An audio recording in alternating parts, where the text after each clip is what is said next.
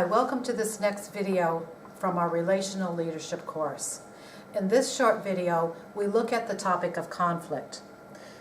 There are two main conflict approaches, avoidance and engaging. Evidence suggests that most of us are inclined to avoid conflict. But if you recall, high-performance teams require a level of effective debate to be successful. So simply avoiding it may not be the best approach from a team performance standpoint.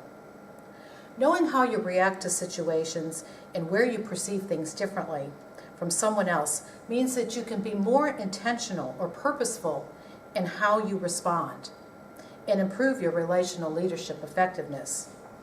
In this video, we look at first a refresh on the role that conflict plays in high-performance teams.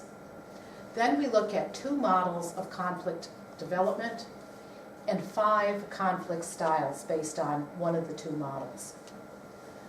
Let's first have a quick refresh on the 5 functions of a collaborative, high-performing team and the role that conflict plays in team performance. You may recall that at the base of team performance was trust. People need to feel comfortable with vulnerability, to be who they are, to relate to one another effectively. This enables the team to handle crucial conversations to find the best solutions.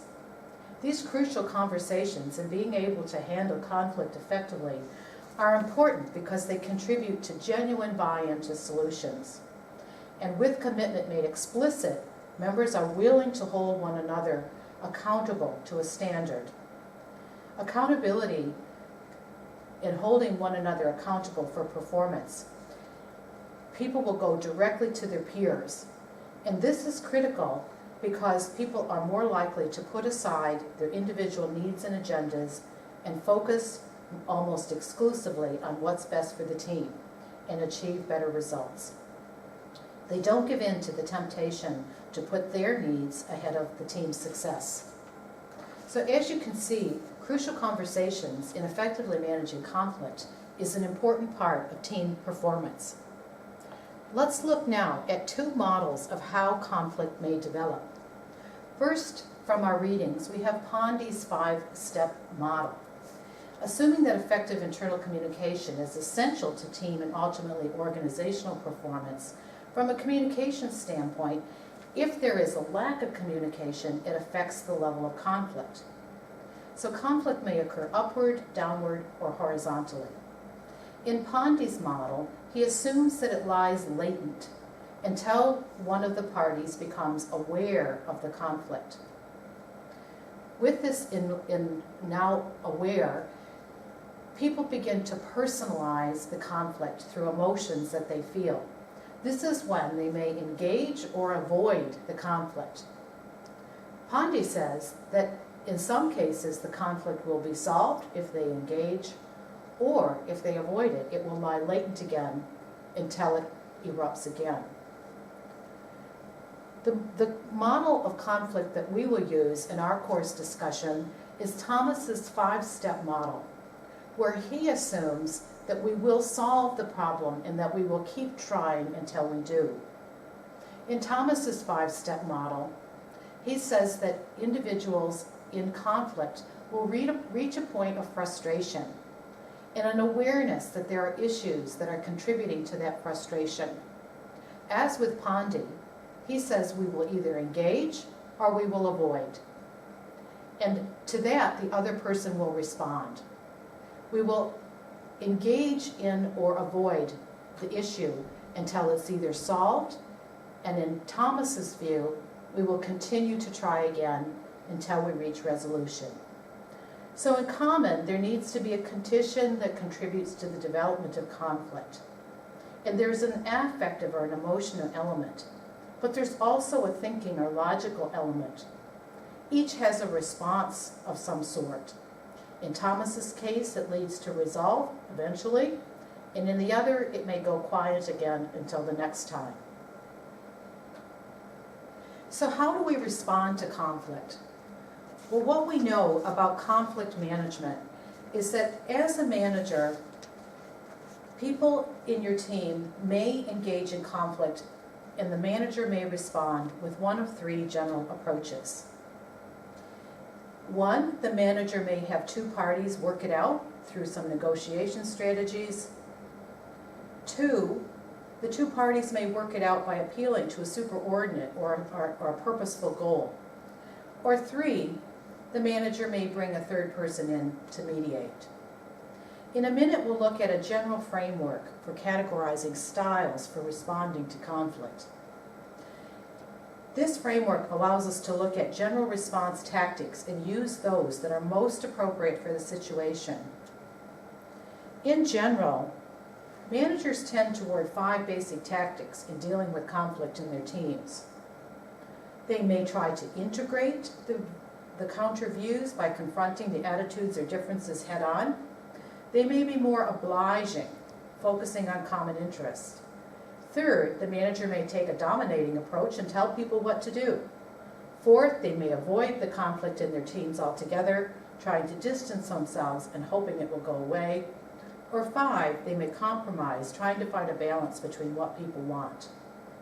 Over time, the style that the manager uses may be a function of what they want to achieve and how they want to be seen by others. So we can look at these 5 styles according to their level of assertiveness and their level of cooperativeness.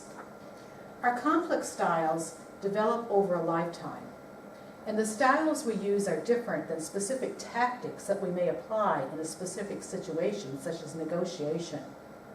Conflict styles are more enduring, and as we said, there are 2 dimensions that work together to determine our conflict style: assertiveness and cooperation.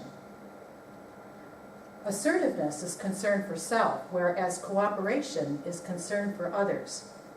When you place these along the X and Y axes, you result in 5 areas that map to regions covered by cooperativeness and assertiveness, as shown here. At the high end, we have collaboration, or engaging, and at the low end, we have avoidance. Let's look at each in turn and talk about why they might work as a tactic for managing conflict. Looking first at the lower left, avoidance. This includes tactics such as changing the topic, making a joke, or not having a response at all. As a tactic, sometimes no response is the best response, such as if you have teenagers. In the upper left, we have competitive. It's a show of power. This may be appropriate to take a competitive stance when both parties agree, as you can get good ideas in a hurry, but it may bring out the worst in people. In the center, we have compromise. This is where there are some gains and some losses. It's often confused with collaborating, which takes more time and involves shared power. It may save time, but it might miss creative solutions. In the lower right, we have accommodation. Set aside concerns for yourself to please other people. An emotion may vary. It may reflect a low power position, but might be useful if the issue is important to the other person. It can sometimes mask as competitiveness. And finally, in our upper right, we have collaboration. This is showing concerns for advancing the relationship. It requires patience and good communication skills. It's good for gaining commitment, and sometimes, if the issue is not important, it may not be worth the time.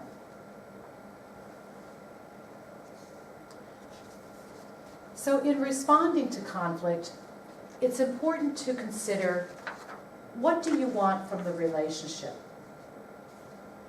There are 4 things to consider before engaging in conflict.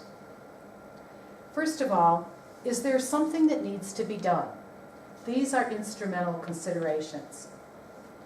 Secondly, do you have a goal that is relational? What are the power and the trust issues at stake? Third, are there egos involved? Do you want to be supportive, or do you want to hurt someone's self-image? And finally, what are the process goals? How is the conversation likely to go, and how do you need to prepare in advance? In our course, we talk about a conflict style called Stop, Think, Listen, and Communicate. You will have read the article on STLC prior to coming to our class. The first thing you need to do is to stop. Stop and take time to consider what you've heard and observed, and response should be considered afterwards. Think about the outcomes that you want and what might need to happen in order for those outcomes to be achieved. This concludes our short video on conflict styles. When we meet, we'll talk more about your individual conflict style and how that comes into play through some practice sessions in the course.